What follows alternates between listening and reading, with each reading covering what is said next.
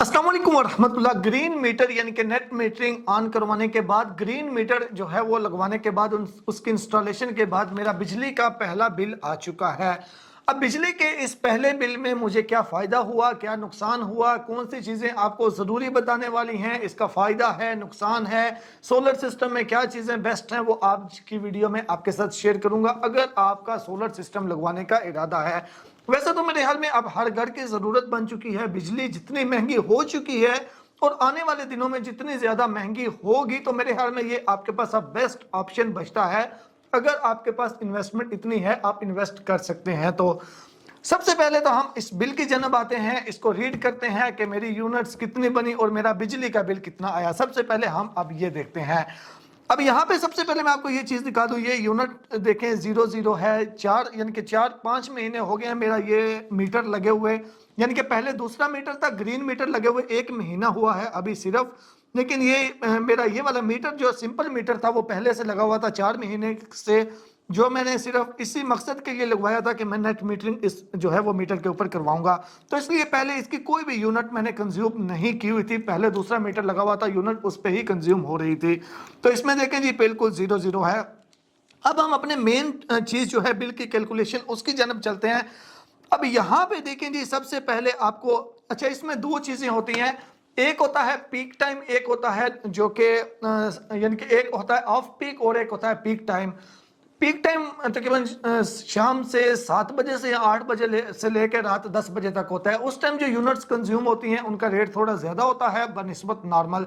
तो इसमें जो कैलकुलेशन होती है वो भी ये होती है कि पीक टाइम में आपने कितनी यूनिट्स दी हैं और ली कितनी है। तो पीक टाइम में तो धूप नहीं होती, उस टाइम कोई भी यूनिट जो है वो सोलर नहीं जनरेट करता, लेकिन उस टाइम हम यूनिट्स लेते ज़रूर हैं। तो यहाँ पे टोटल देखें 326 यूनिट जो है ये जनवरी के महीने की हैं। जनवरी के महीने में 326 यूनिट जो है वो मेरे सिस्टम ने बनाई। अब जनवरी के महीने में बारिश भी थी, बादल भी थे, उसके बाद फोग भी थी। तो यानी कि सर्दियों में का मौसम जो होता है आपको पता ही है कैसा था। तो फिर भी जो है वो तकरीबन 326 यूनिट जो है वो बनी है। अब ये एक होगी 326 यूनिट जो कि मेरे सिस्टम ने बनाई। अब यहाँ पे सबसे पहले मैं आपको ये चीज़ बताना चाहूँ कि नेट मीटरिंग में क्यों कहता हूँ कि अगर आपने सोलर सिस्टम लगवाना है तो नेट मीटरिंग आपने लाजमी तौर पे ऑन करवानी है। वो क्यों? अब ये जो 326 यूनिट्स मेरे सिस्टम ने बनाई हैं, ये पूरे महीने में जो जब सूरज होता था उस टाइम के अलावा जो एक्स्ट्रा यूनिट है ये वो यूनिट है, यानी कि जो मैंने इस्तेमाल की वो तो अलग है, ये वो यूनिट है 326 जो मेरे सिस्टम ने वापडा की तरफ वापस भेजी हैं। तो अब फिर रात के टाइम मैंने वापडा से कितनी यूनिट ली हैं, ये आगे देखें 202 यूनिट जो मैंने रात के टाइम वापडा से ली हैं। अब अगर मैं नेट मीटिंग नहीं करवाता तो जितने मैंने ये 202 यूनिट इनके मुझे पैसे पे करने पड़ने थे। तो मैंने जो इतनी मेहनत की हुई थी, इतना बड़ा सोलर सिस्टम लगाया हुआ था, उसका भी मुझे कोई फायदा नहीं होता, क्योंकि फिर भी मैं रात के टाइम 200 300 400 यूनिट उनसे ले रहा हूं, तो मुझे फिर क्या फायदा हुआ। तो इसलिए मैं कहता हूं कि अगर इन्वेस्टमेंट करनी है, सोलर सिस्टम लगवाना है, तो लाजमी तौर पे नेट मीटरिंग आपने ऑन करवानी है, ग्रीन मीटर लाजमी होना चाहिए, ताकि दिन के टाइम जो एक्स्ट्रा बिजली है वो उधर जाए और रात के टाइम जब आप जो भी यूनिट ले रहे हैं वो उनमें से जमा माइनस जो है वो हो जाए, तो बिल आपका जीरो आएगा। तो सेम इसी तरह 326 यूनिट जो है वो मैंने कंज्यूम की थी, सॉरी मेरे सिस्टम ने जनरेट की थी। 202 यूनिट जो है वो मैंने उनसे ली थी। उसके बाद जो ये जमा माइनस होकर मेरा बिल जो है इस टाइम जीरो आया है, लेकिन इसमें 35 रुपये जो है वो टीवी की फीस है। ये बेसिकली माइनस में आना चाहिए था बिल, लेकिन अभी इस महीने माइनस में नहीं आया, क्योंकि अभी भी मेरी यूनिट्स उनकी जानब कुछ बैलेंस हैं।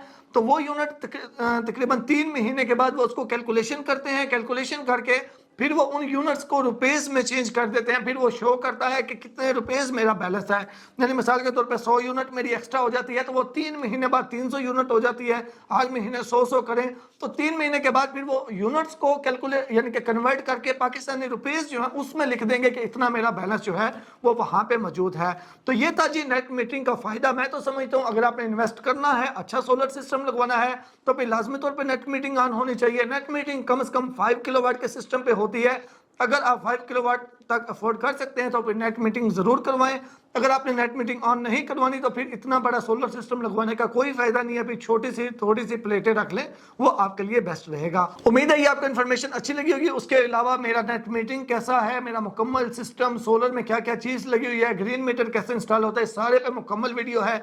इसी वीडियो के डिस्क्रिप्शन में लिंक दे दूंगा, आप उसको फॉलो करके तो जो है वो वीडियो देखे तो सारा जो है वो प्रोसीजर उसे चेक कर सकते हैं। उम्मीद करता हूँ वीडियो अच्छी लगी होगी। मिलते हैं एक नई वीडियो के साथ, दुआओं में याद रखिएगा। अल्लाह हाफिज।